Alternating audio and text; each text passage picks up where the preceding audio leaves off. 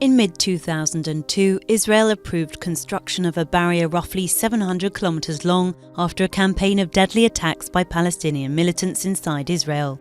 85% of the route runs inside the West Bank rather than along the internationally recognized Green Line. With electronic fencing, ditches and watchtowers, its concrete walls measure 8 to 9 meters high in places. Its strips of razor wire, sand paths, patrol roads, and an electronic monitoring system are 70 to 80 meters wide.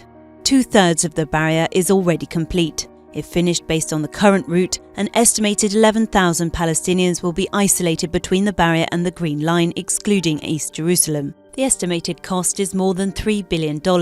The barrier has serious implications on everyday life in the West Bank. As rural communities are cut off from land and water resources, Palestinians, predominantly farmers, must obtain special permits to pass through a limited number of barrier gates with restricted opening times to access their own land. Access to East Jerusalem, to reach medical services, work, education and family members is restricted. Israel is allowed under international law to restrict the right of freedom of movement of Palestinians to address legitimate security needs. But in 2004, the UN's International Court of Justice found that the sections of the barrier which run inside the West Bank violated the country's obligations under international law. It called upon Israel to cease construction of the barrier, including in and around East Jerusalem, and to dismantle the sections already completed.